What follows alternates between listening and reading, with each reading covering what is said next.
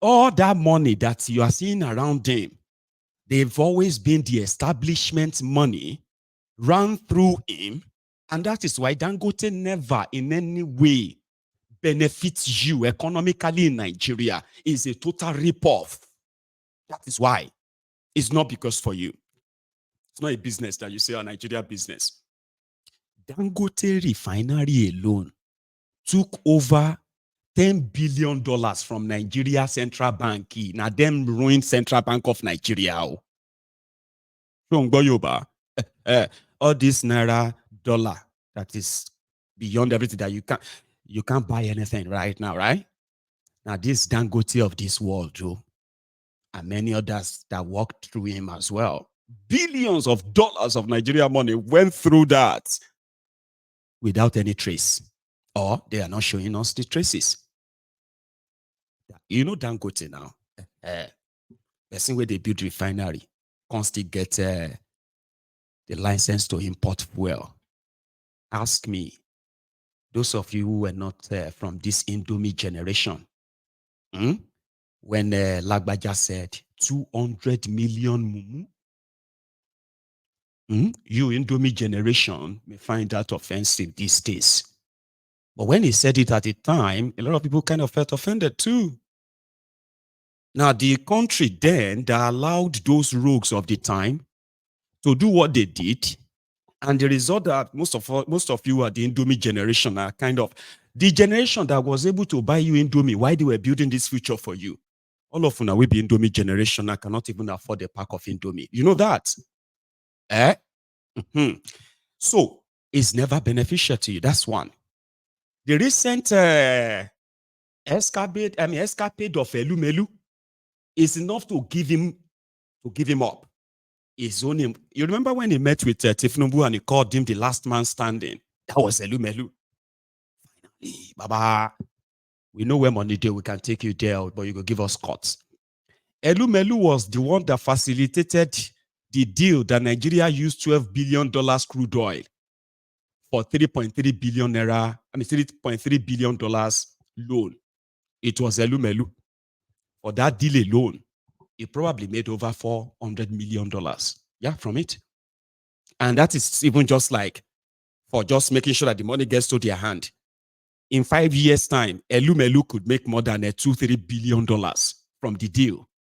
And what is that deal? The deal to sell off Nigeria crude oil that they use as collateral for the money Elumelu process. Elumelu is in the economic team of the Tifnumbu to fix Nigeria. Listen to them after the meeting. They also came out after meeting Bulaba. Here, listen.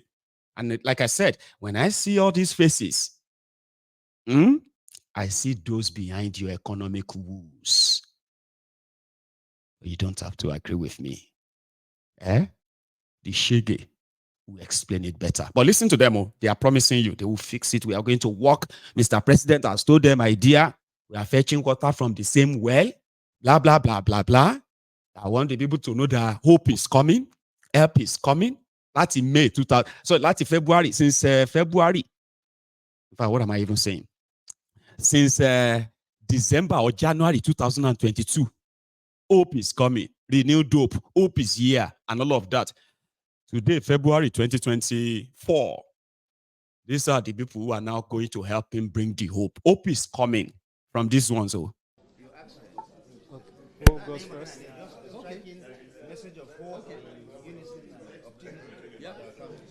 All right, thank you so much, sir, for the time. You have just met with Mr. President. This looks like a very important meeting, going by the people we have here. What about this meeting, sir? No, I think we had a very, very good meeting, and what we discussed is generally about the economy, food security, security of the nation. We discussed everything in detail, and I think there is the economic, presidential advisory which has been set up, and I think this will look at all the issues and address them. Coming from creating job creation, coming from food security, coming from also reflating the economy. So all these things, they've been discussed in detail. I can't give you all the details right now, but we are hopeful, and we're a great nation. We have what it takes to turn around the economy, and we're going to do that. Alhaji Aliko is confident that we're hopeful, and Nigerians are indeed expecting things to get better. What should Nigerians be expecting from this meeting?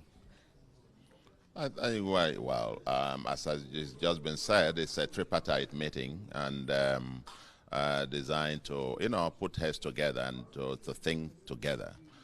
They will have one national economy, and it's the responsibility of the 225 million Nigerians to work together to make it great. And we have all the potentials, and we have all that it takes to make Nigeria, get right through these turbulent times, and put the economy back on a sustainable keel. I think there is a unity of purpose, a determination, the sense of patriotism and determination by all to make it happen. And by the special grace of God, it's now the execution. Once it's all got done, executed, and this becomes a standing committee that will be meeting from time to time, to evaluate how things are going and make recommendations to Mr. President and to the nation as well. It was open, it was frank, and it was exhaustive. And some of the issues we discussed, for example, like the foreign exchange rate, which we know has always been the problem, for the past 2 or 3 months. We have discussed on how to, bring the foreign exchange, the rate down, because we all know that what is happening in, as regards the foreign exchange is artificial, is manipulative, And thank God, the CBN, is doing quite a lot now. The exchange rate has come down from 1.8 to maybe 1.615 now. And as we all know, everything in Nigeria is indexed to the foreign exchange, especially when it comes to, stuff that we import into the country. I leave this meeting with a lot of enthusiasm, excitement, and optimism about the future of our country.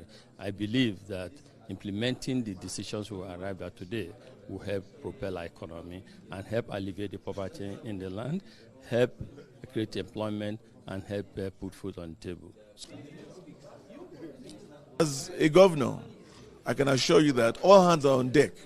All governors have resolved to join hands with Mr. President to ensure that you provide the necessary intervention to cushion the effect of what we are going through, whilst we are waiting for the implementation and the evidence of the fiscal and monetary policies that are already in place.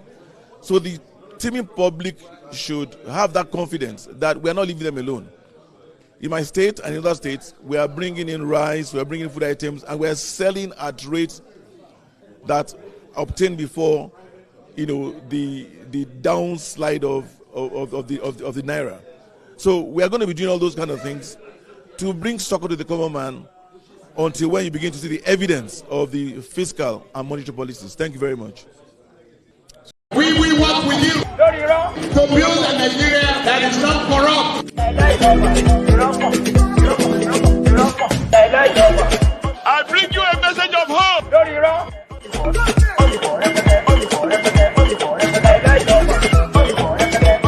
We are going to spend a lot of resources on education. I told you to take a look at all those faces. Yeah?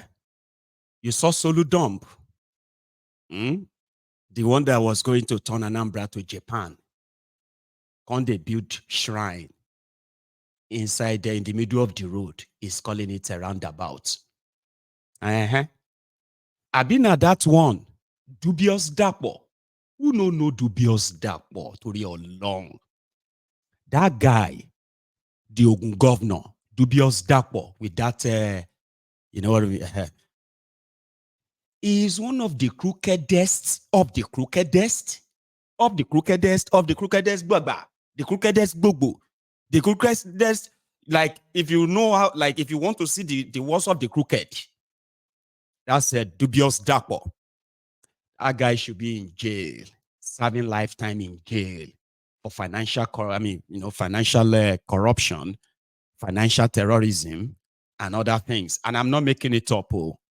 Here you get. if not because Nigeria is a place where criminals are always rewarded, not punished. That guy is the owner of Aiding Oil, the one indicted to have collected hundreds, of billions of your money. In fact, hundreds of millions of dollars as a subsidy money paid to him that he never delivered shishi. It was under probe. In fact, it was supposed to be standing trial under Goodluck Egbere Jolantan if he came back in 2015. I mean it. His company was among those, listed as those who were stealing those, that subsidy money that made Jonathan to say he wanted to remove it and give that money to the people. But, Nigeria is Nigeria. The guy managed to find his way into APC, Egbekegbe. Then found his way and he became the Ogun governor. Long story, that's not about him, but that's the guy who is promising the people that they are working with Tifnumbu to turn around. Baba, almost 1 year, they are still working to turn around Nigeria for you. And guess those who are turning Nigeria around? The same criminals. As for Dangote and his likes, these are the career beneficiary of waivers. Part of what these guys enjoy that Nigeria loses money for is waivers. It's pretty much like subsidy. So waivers on this, waivers on that, they don't pay that. Okay? And Nigeria loses money. Then they are also, because they are large, they use their firms for money laundering by the politicians. Dangote's headquarters in Lagos was invaded just about 2 or 3 weeks ago, remember? He was begging, he was pushing to have an audience with Tifnumbu over this central bank investigation. About people will empty your central bank or help the politicians to empty your central bank. Now them come together now. They want to create jobs. They want to bring down dollars. They want to bring this. Dollar come down. Price of bag of rice no come down. What do you call that? Voodoo economy. Voodoo economy. Even if they sell dollar, for 1,000 naira in Nigeria, you'll still be wondering, how come a bag of rice is over 80,000? How come a bag is coming down small? High, right? Anyway, those are the people who wants to come and help you rescue Nigeria, but I don't think people have much patience there anymore, right? Take a look at this. These are people in Lagos who are shouting that, oh, more. This is day one of NLC warning strike, by the way. Remember? Yeah, they have a warning strike today. Tomorrow is another day. But for today in Lagos, take a look.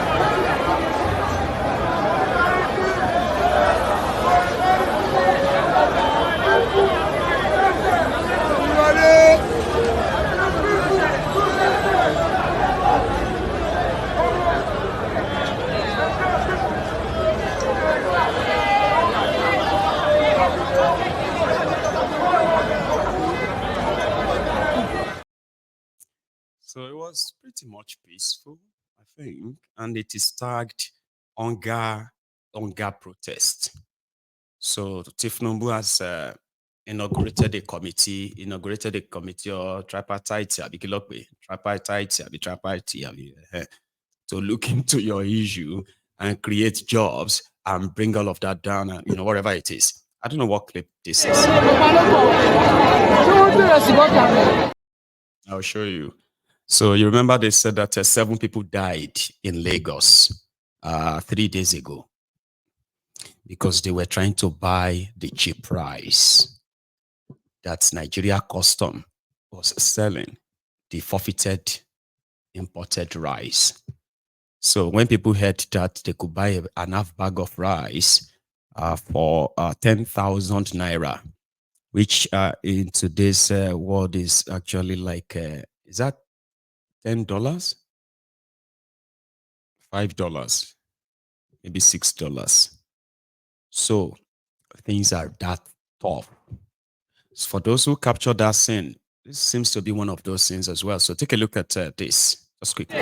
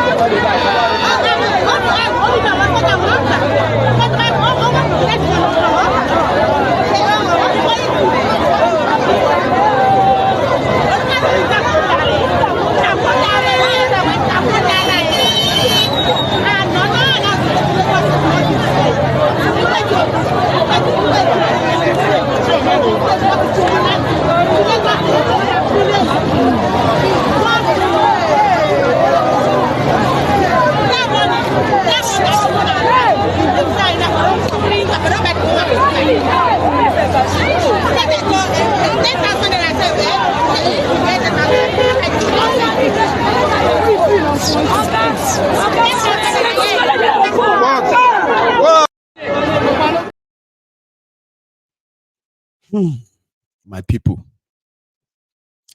Anyway, rest in peace to those who lost their lives in that chaos. I mean, what an horrible way to go. Like, imagine you just be surprised, say, "Oh, man, rise, I won't go by," or "What they do here?" You know, that kind of thing. Like, you just die like that, and then you open your eyes and you're like, my bag of rice," or maybe you are even holding bag of rice like that. And they're gonna say, "Where are they? Where is this place? Yeah, come forward, come forward, come forward." And you're like, "No, now rise, I won't go by." Like, it's such an horrible way to die, if you ask me. Dying in such a stampede because they probably wanted to get something for their children, family. And you just die like that, you know, just see the rise like that, and then boom, you die. Anyway, people have died. People who shouldn't have been dead, they are dead today. And courtesy, horrible system that continue to kill our own populace, unfortunately. Now, we are going to go to the Labour Party part of this chat tonight, but I think we should be very clear here. And I think some of you are beginning to sort of say that to yourselves too. I know it's so hard to separate, okay? Or maybe it's not, maybe it is. For others, I'm talking about the Labour Party mess, financial impropriety, accusation, allegation after allegation. And in fact, it has gotten to a stage where the Obidients themselves are sort of working on how to distance themselves from the Labour Party.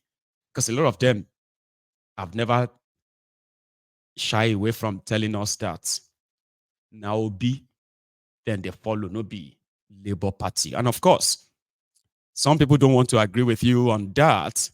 However, there is a lot going on I want to share with you. I'm going to start with Obidients. You remember this guy? Yeah, the same guy who said they are not like targeting Obi and all that. So meanwhile, this was just a few days before the presidential election in Nigeria.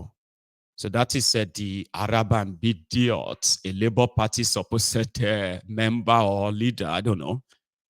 But you know, one thing is that for those who understands, or probably for those who knew Nigerian politics very well, they will know that you only have two political parties. Others, they are the appendages, chapters, mini chapters or branches of the two major parties. Meanwhile, the two major parties is also one, because if you take a look at them very well, you realize that they do not really look different. They are the same in almost everything, right? I know some of them will say, no, PDP is better than Walatienie. Okay? If PDP was better, APC will not happen. Don't deceive yourself, okay? So just know that if PDP was better, APC will not happen to you today. Anyway, more will leave that one. Eh? So a lot of people know that. So if you want to join Nigerian politics for for those who are like naive, for the ignorance, for the non-initiates, give me other kind of a description I could give to those who are newbies in Nigeria and you just got attracted to their politics and you delve into it. They say, no, don't go PDP, don't go APC, go and look for these smaller parties. The people you are going to meet in those smaller parties, they have their loyalties to PDP, APC, and in most cases, just the party in power. Share you guys now. But I think Obi and his Obedients, they were just too big that they managed to drown some of these clowns.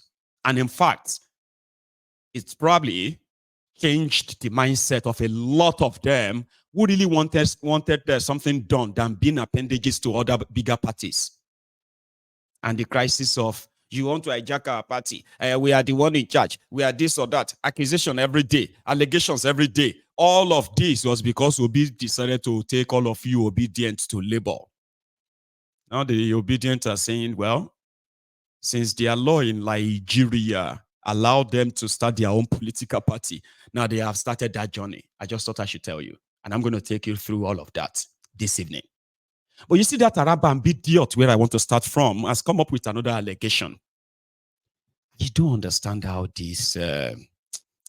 I followed their case, okay? I did. And I remember that the last judgment, which is that of the Supreme Court, was that Apampas, Arabambi, and the rest of them, they are not leaders of Labour Party. I remember that. And Abure was confirmed, Abi.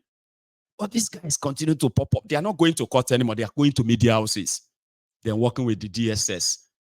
All of this has made the Obedients feel like we don't want to be part of this anymore. And like I said, the journey has started. But he just made an allegation. And that allegation is that he's fanning that usual known tribal ethnic fire. These are miserable, unfortunate human beings that their politics is not really noticed except when they go down that dirty, dark route. I'm glad that a lot of people are so wise today. A lot of you are more aware today than you were before. And you could see a charlatan from far. Eh? So here is what this guy dropped at the Arise News earlier. Then we'll go to this program in Abuja before we take us tonight. Listen to this, so it might get you upset. I want to tell you that some of those hatred that you see online, some of those, all those vile comments, vile statements, and incendiary statements made against tribes, especially made against the Igbos, that is so constant and regular. A lot of you have been made to believe that attacking the Igbo, or because you read somewhere or you see somewhere where somebody says something about the Yorubas and to you, majority of you ignorant dumbos, right? Anybody that is living from after Ore, and beyond, they are all Igbos. Therefore, if you encounter any name that sounds like, oh, this one is not Yoruba, then they must be Igbos. And to you, you are defending Yoruba land. You see, all those vile nonsense that a lot of you have become accustomed to. I'm not intending to change you. You will disgrace yourselves when people are more aware of your stupidity and ignorance as well. Listen to this. All those things that people say online, they hear them from their uncles, their aunties, people like this madman that is given the airtime to spew this nonsense. None of them is factual, okay? But I want you to pay attention and see what their useless apologies has become, right? Listen to this. No, actually, I have to say something as well. For those who know very well, people knows that when Peter Obi was saying he wants to be president, there was no any known Igbo elite, Igbo business or businessman or woman, Igbo politician, that is actually like one of their high-ranking ones that ever publicly associates with him.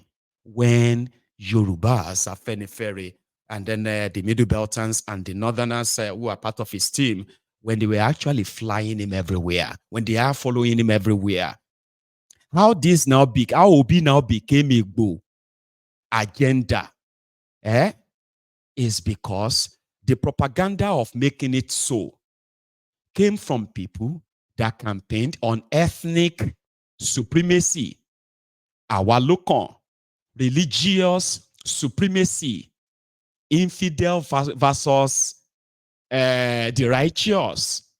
So when they brought in their Muslim, they started accusing all of you who rejected Muslim as people who hated Islam and people who are promoting religious division in Nigeria. Remember? When they started telling everyone who is not, anyone who is Igbo and is not voting for Tifnumbu, should stay in their houses or be killed. Igbos must leave Yoruba land and all that nonsense, right? When they were it's so sad, by the way. Like, anyway, I'm going to leave it at that. Anyway, so let's push it forward, right? So we have those who championed racial, ethnic, divisive rhetorics, only for them to turn around and say, maybe all the Igbos, they voted for Obi. All the Igbos, it is a Igbo agenda. It's a eating agenda and the rest of it. You are there, you are watching. You're like, it's true. It's true. I don't understand all these Yorubas who don't understand that Peter Obi agenda. Meanwhile, you saw the propaganda that changed all of that, Abi. Even my own very good friend actually believed that Peter Obi's agenda is Igbo agenda. This is somebody who actually is very vast in Nigeria politics, but you know how that feels? But it is a propaganda that suits the biases of a lot of people. The same one I call the Cold War. After the 1970, no winner, no vanquish nonsense of go on. Our aunties, who were younger then, they grew up to become our aunties and our uncles today. And they are those who have sustained that Cold War till today. And we are now watching them in 2024 when the same country has never shown anybody that your tribe, your religion, and what have you will give you any preferential treatment economically and others. None. Then you see somebody went on TV to say this. Like I said, it's not fact, but it was like, oh dear, man. Irritating. No, actually, we are not quarreling over money. Our issue with Abure was their attempt to Anambralize, Immonize, and Abianize Labour Party. They want to Immonize us, they want to Anambralize us, and they want to Abianize us. That was our issue with Mr. Peter Obi, which he failed.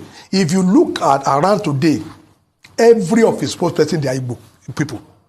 They don't want the Niger Delta, they don't want Yoruba, they don't want the Hausa. And that is what we are telling our president candidate, no, you can't have your way like this. So that was the principal focus of our crisis with them, because in our campaign council, they brought all manner of people from PDP. They were now feeling like a thing God, and we told them that, come, go and sit down somewhere. You don't just come here and think everybody here will, at your beck and call, when you ask us to stand up, we stand up. No, that is the primary reason. It was later, all this forgery, came in. Until when we are now able, Labour Party, we won't allow anybody to reduce Labour Party to the regional party as in the present constitution, because you have around Abure, Igbo, just Igbo nation. But we love them, but they should not come and tell us that we are inferior. That will not stand. We will fight it even to egg, if time permitted us. We will go to work court over this matter. Except we were giving our rightful recognition, we will not allow them, because Mr. Peter Obi has an opportunity to unite all of us. But Abure, I don't know how Abure managed, to take Mr. Peter Obi to his side. I don't know how Abure managed that. But we will continue on the path of law, and until when the right thing is done. Look at it now. Ms. Oluchi came on here, and within 3 days, the campaign council releases the statement of account. Abure came and said, He gave them 700 million. But that 700 million doesn't reflect in the one they give. Things like that, I mean, are normal. When people talk, call them as a father. Oh, gentleman, you, by my right, by my left, let me sit in the middle. Abure present your case. Ababa present your case. But today, look at what we have. But for financial reason, look at the way they are treated. I mean, they are treated. We are not working for Tinubu, but we are just suffering over the lies people are betting against us that, oh, they are from Tinubu, go and bring money. We are not working for Tinubu. I've never met Tinubu. I didn't vote for him. I voted for Peter Obi. I voted for Labour Party, all of us. We voted for Labour Party. But today, they just tag God simply because when you want to kick a dog, you give that dog a bad name. But we must continue to align with the constitution of the Federal Republic of Nigeria. Because when a matter is pending, and that matter not be decided, I think it is fair, it is just, it is moral for the person that judgment was given against to respect it. And if Labour Party will continue this path, I am making this assertion. We have no right to query any form of injustices in Nigeria. If we cannot follow justice, if we cannot follow a simple judgment, then whenever any corporation, federal government disobey a court order, I think we don't have any moral justification to talk. Okay, as we begin to wrap up, are you saying that the crisis in the Labour Party is down to ethnic conflicts, Yoruba versus Igbo? But just to remind you again that Julius Abure is not Igbo. Julius Abure is from Edo State. Uromi, so are you saying, Igbo side of Uromi. Are you saying that Mr. Peter Obi, who has held a press conference to ask for audit, transparency, is part of the problem? Because you say they have hijacked the place with Igbos and PDP Igbos, and trying to push other people out. You see, the managerial ability that Peter Obi lacks is what is causing this problem today. And I want to advise him. He should stop putting Igbo on other regions.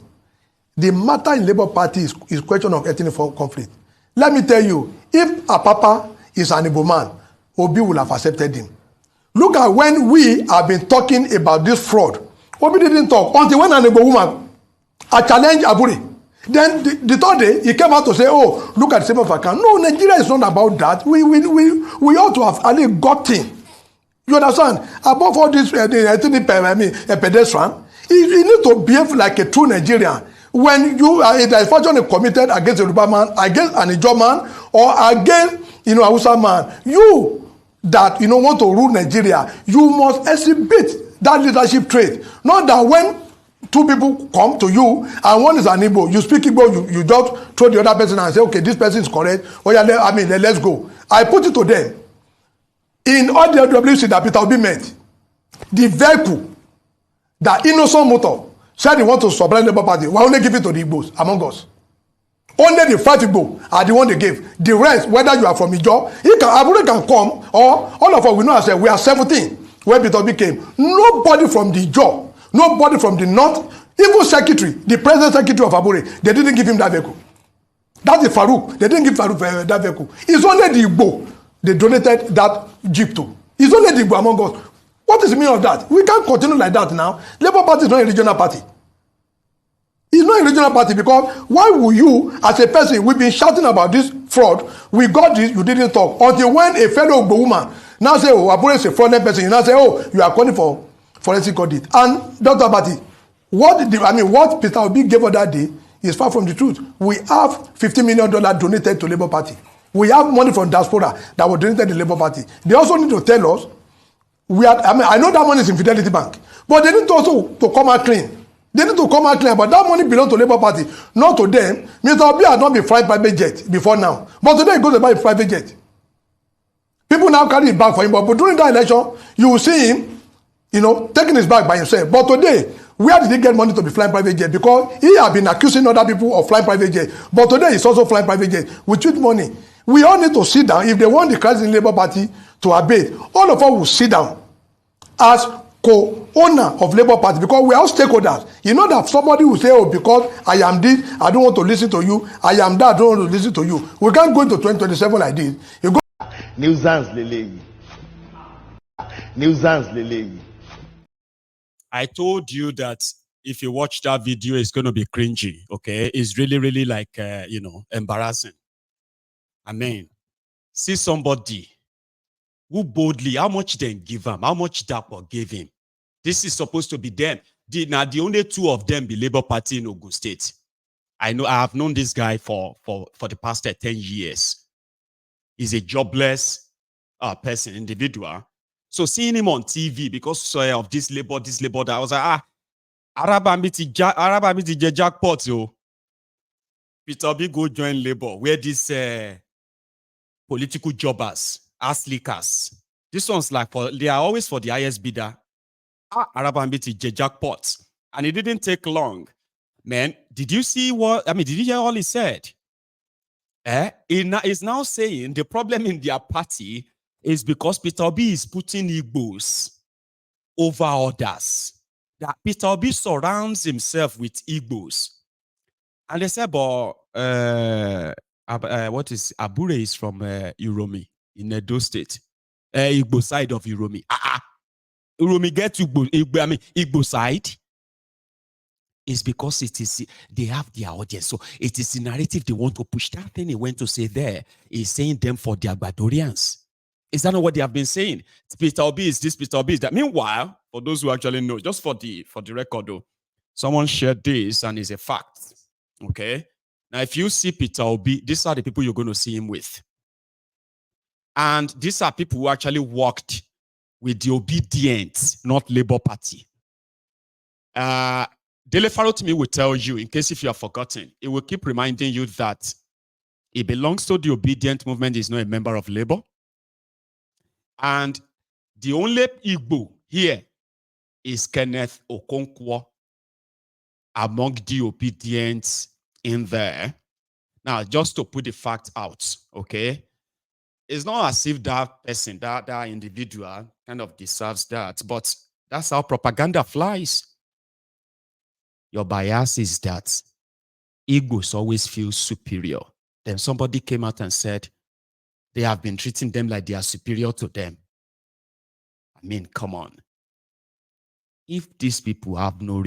By the way, they are not speaking for Yoruba, so I'm a Yoruba man, and there are millions like me that will never think like that, a jobless, hungry fellow. Never. There are millions like me. It's unfortunate, isn't it? So yeah, let's now go. It's like the Obedient themselves are tired of them. They are considering starting their own political party. So they called it, they called a meeting in Abuja today, and they called it, they tagged it, Redefining Our Options. And I want that to be part of the broadcast tonight as the diary, you know. So let's start with this. Let's go in there. What is redefining their future? What do they mean by that? Let's go into that all.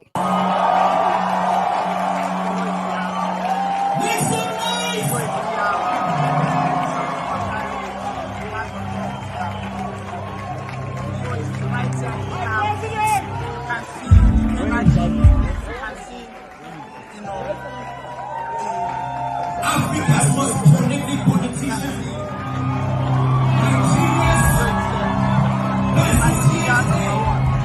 Abuja, Nigeria, Africa,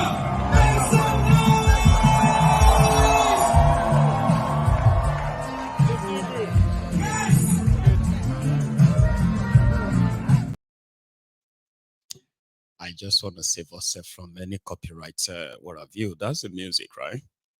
Now let's go into that place where few people actually spoke, and it is what they had to say that I want to keep in the diary today, because I mean, you know me, I can always take them on it in the future. So thank you so much, by the way, to all of you who have been with me tonight. It's our first night in the studio, and I know a lot of you just dived into it. You didn't even probably care. Mind you, I would like your feedback concerning the audio, concerning the video, the picture, so that if there's any kind of things I still need to do, I can work on them. So thank you so much that you are still here. Please like the broadcast. You need to leave the comment section for for a second or 2 minutes. 2 seconds. Now leave the comment section and give me a thumb up, okay? Not comment thumb up. I mean, go under the video and drop your like. Just like the video, just once. Now let's go back into that all. Where few people had this to say. Let's start with this. So I don't want to say that suffer. Say few people. That's Obi himself. So I'm thinking we should actually open the floor. I think Kenneth Okonkwo's speech should open the whole room. Then I will share what Obi himself told them in that all. Let's go there.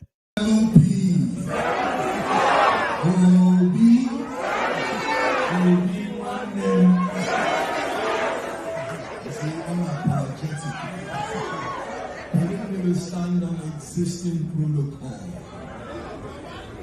Mahatma Gandhi once said, the things that destroy us are politics without principles, wealth without work, knowledge without character. Why would I not follow a man in the midst of his generation? He's a man of competence, character, and capacity.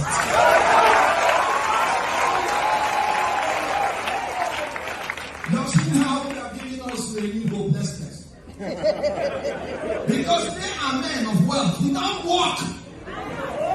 Politics without principles. Then they have removed oil subsidy, punishing the people. They are paying 1 trillion subsidy every month to me. Why punish the people?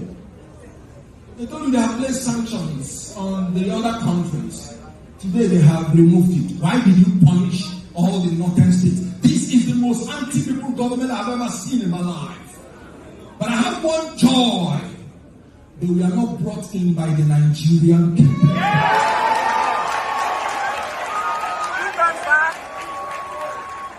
They were brought in through technical glitch. And you know what?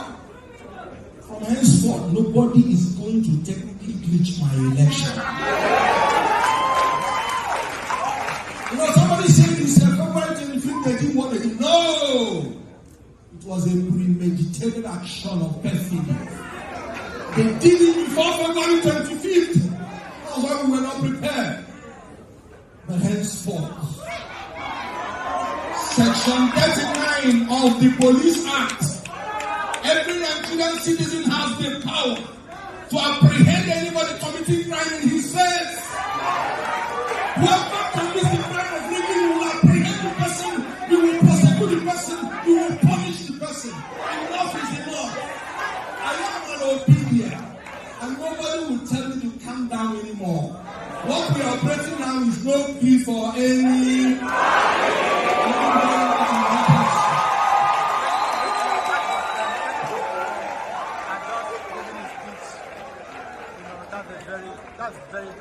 Is there any need for me to speak again? Mommy, speak on! Speak on, mommy! Plus, you don't talk my opinion. Any need, I should just walk away. Greater!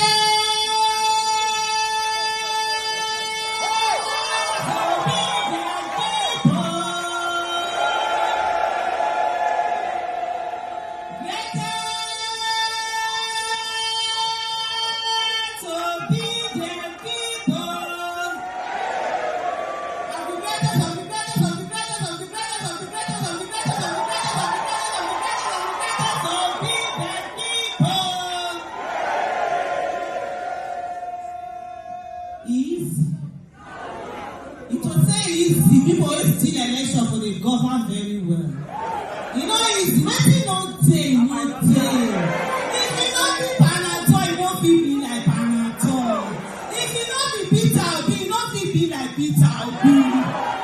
Their father. They say we be respected. They say we talk more. We can't do that. Because you know, the oppressors want you to be polite. The oppressors want you to be respectful. The oppressors want you to be nice. Your freedom cannot be won to be nice and being polite. We will say it as it is. And what is happening in this country is will say, yes, Mr. Peter being a nice man. Yeah? You know, he does everything with decorum. You know, so this could say, but some of us get coconuts here. We know they care. We don't agree for anybody. Sister, you take like that is it. Because this country belongs to every one of us. I will say something to every one of us. In 7 months, you all did what they have been doing for over 60 years, and yet you beat them to the game. Just listen again. In 7 months, you did what they've been scheming and doing for over 60 years. And you said it can be done without the violence, without the rigging, by just applying intelligence, creativity. You all stood and were united. They say to us that Nigerians can never be united. They're on this matter, from the south to the north, to the east, to the west. We all came together. We all came together irrespective of our religion. Don't ever forget that. There is something called the perseverance test. I always say, even when you're doing business, you make losses. But you know the people who succeed? The people who, in spite of those losses, they keep going. Yes, they went out and they rigged. We are law-abiding. We walk within the ambit of the law. We will never do anything against the law. And so, round one to them, they rigged it. Like you've heard the previous speakers, nobody will be ever again in this country. We will stand for our votes. We will ensure that the judges, the justices, now I am speaking as a citizen of Nigeria. I am speaking as I shall